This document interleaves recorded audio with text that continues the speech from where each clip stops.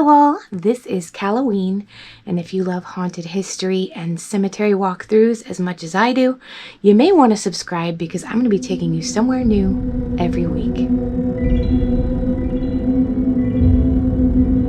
It's a gorgeous day in Pinellas, and I thought, what a great day to do a cemetery. Today we're going to a beautiful cemetery, the Dunedin Cemetery. It has a very rich pioneer history that I think you will be interested in learning. Enjoy! We're here at Dunedin Cemetery, established in 1871. The cemetery sits on 10 acres of land, and there are 2,500 burials here. Let's go in and see what we can see. So I've already parked in the cemetery, but walked out to the street to get my introduction. And just walking up to the cemetery, it's so peaceful here. It's away from the main road, so it's nice and quiet, and it's in a really nice neighborhood.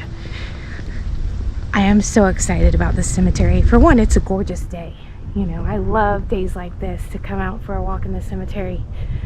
But for two, there are a lot of really important pioneers buried here, which we'll talk about as well. They do have one small niche here near the front of the cemetery. But the openings are very large, so you can fit two probably in each one. Very cool.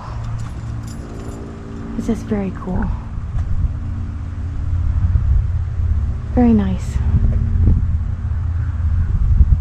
But that's the only niche in the entire cemetery. It's quite a small cemetery. We have a beautiful little place here. You can sit and reflect. And here's a little memorial here too.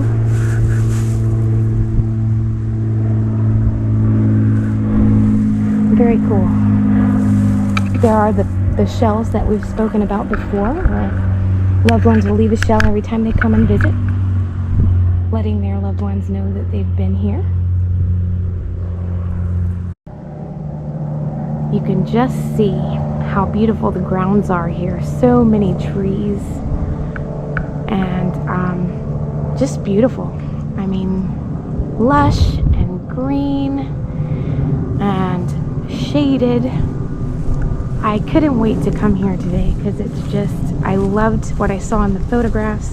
What's really cool too, if you ever want to catch it, is that they have an annual reenactment here at the cemetery that they do in the spring. Each year here in the cemetery, the Dunedin Historical Society hosts a day in the cemetery. It's called History Comes Alive. So this will take place in the spring. I think they just don't have dates because the dates probably depend on weather, and they probably do it on the weekends, so the dates probably vary. But check out in around springtime. Dunedin Historical Society has a website, and you can look on there, and they hold the event between 10 and 2 p.m. and you can come out and catch reenactments. They do just a few of the very significant pioneers here, and they all have a special place in the reenactment. Some of them make costumes, some of them learn about just one of the people, and they reenact as the person would have acted, I guess, back then, and tell the whole story of that person. And very cool, very cool. Something to do in the spring when the weather's nice. Definitely might want to come check that out.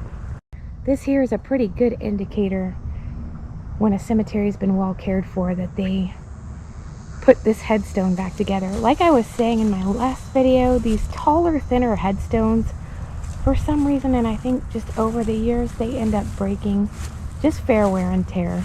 But this one's been put back together, and it's really cool. There's a lot of really old headstones here, obviously established in 1871. You're going to see a lot of the older, really unique headstones. This one here, it's another really thin one. These always remind me of the headstones that they make for Halloween, like the fake ones that are like really thin, made out of styrofoam. These are like the real thing, you know, the real Halloween headstones, which are pretty cool. I'm definitely taking a lot of still shots in here because a lot of older headstones, the ones that look so cool, so unique, because we just don't do it like that anymore, are in here. What I've really been appreciating on the channel lately is anybody that chimes in with any kind of history about their loved ones being buried in these cemeteries that I cover. Any bit of history that I can get my hands on, I'm always happy to learn about that.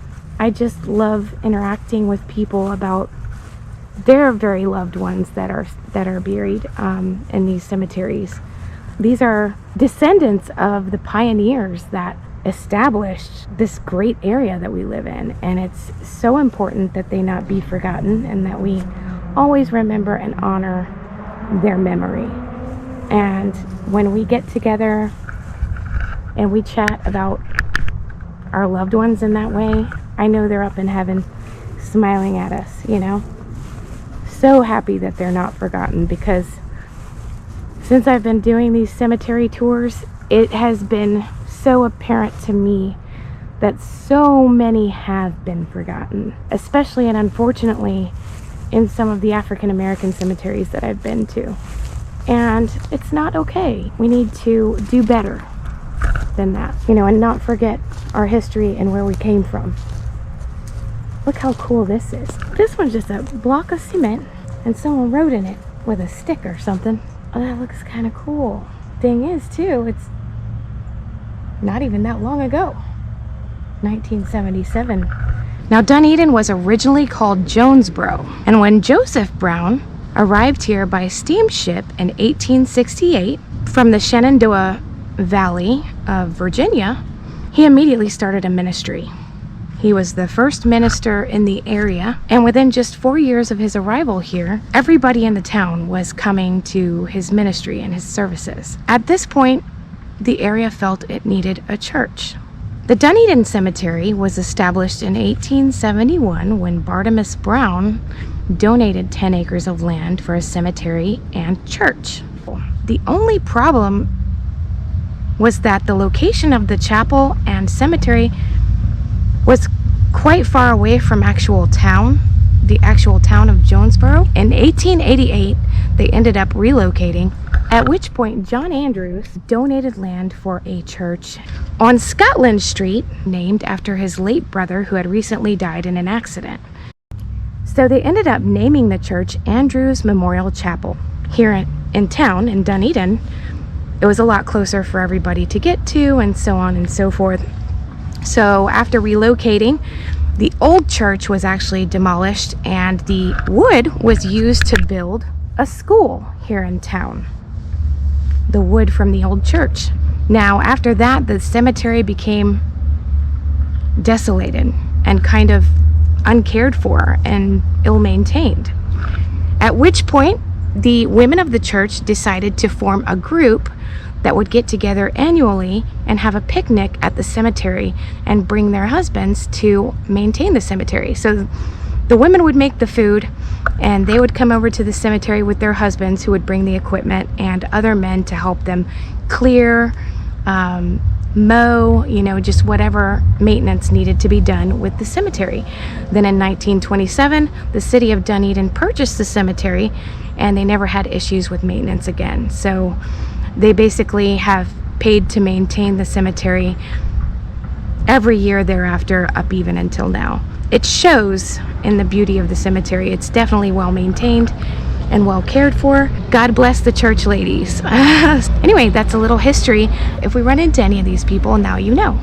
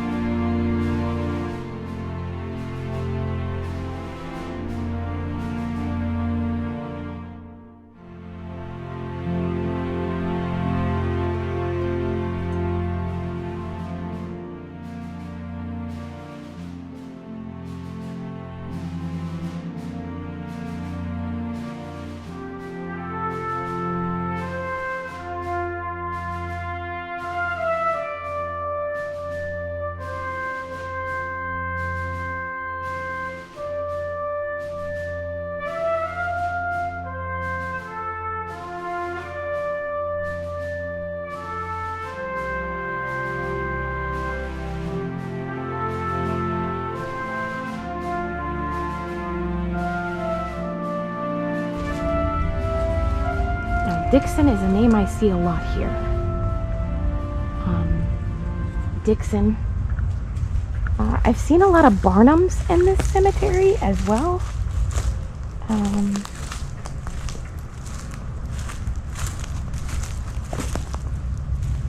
There's a Meyer plot.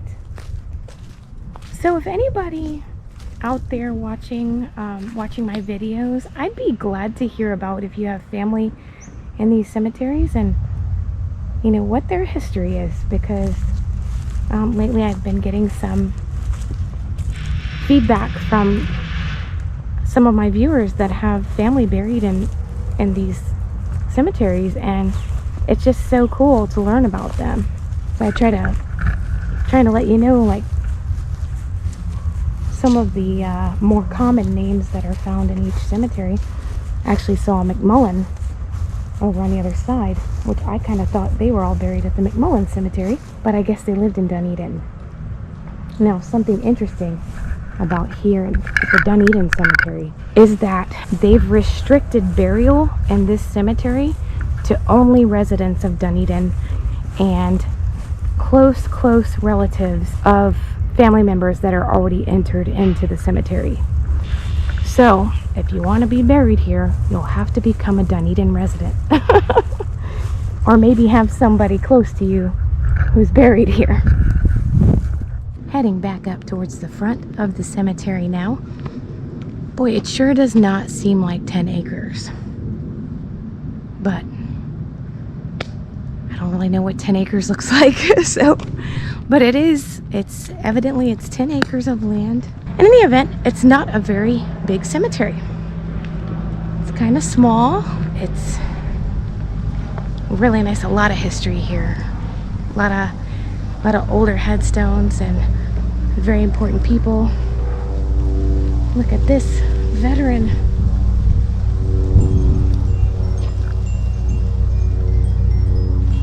Oh, that's cool.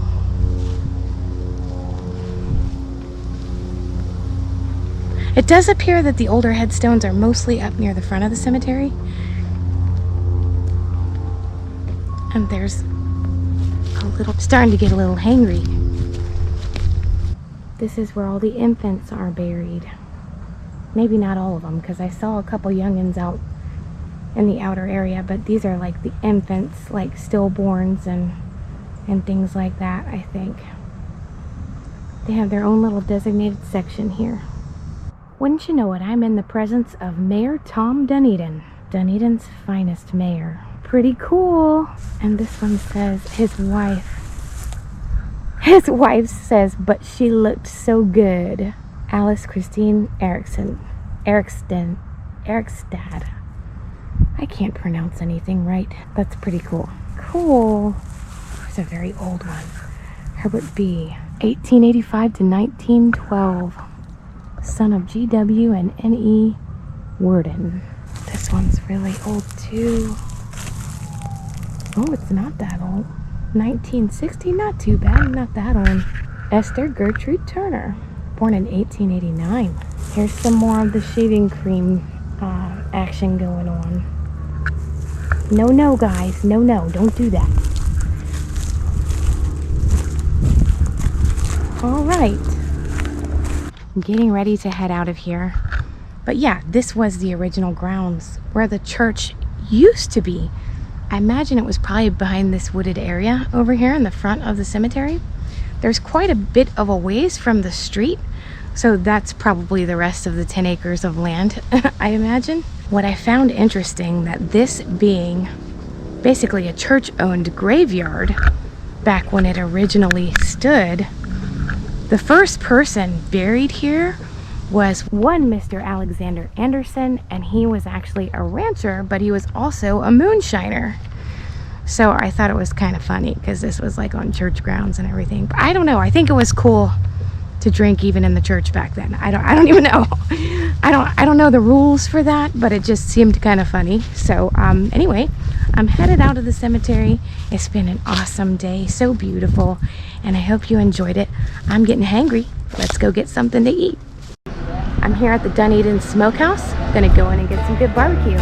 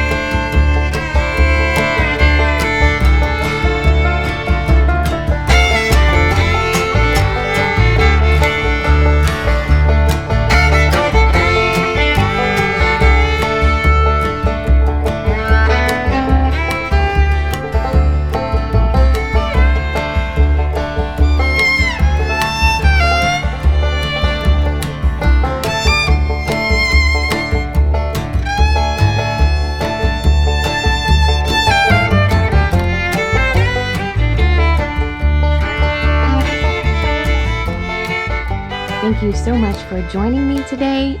I thought that the cemetery was gorgeous. There's so much history there. If you want to go in and learn about the history, you could just go to the Dunedin Historic Society website, and there's a lot of really good information there, and it even will tell you about the dates of when they're going to have that reenactment.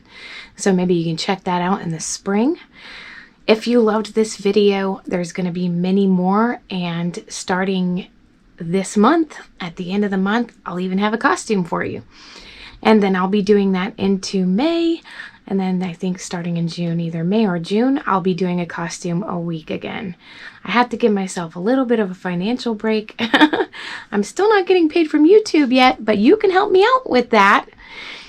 If you just like, subscribe, and share the video. Leave a comment down below if you have any relatives buried in any of these cemeteries that I go over. I'd love to hear your stories, or if you have any suggestions on which cemetery to go to next. I do live in the St. Pete area, but I'll drive anywhere, you know, as far as 2 hours away if I have to. If you know of a good one to go to, I'll cover it. That does it for today's episode.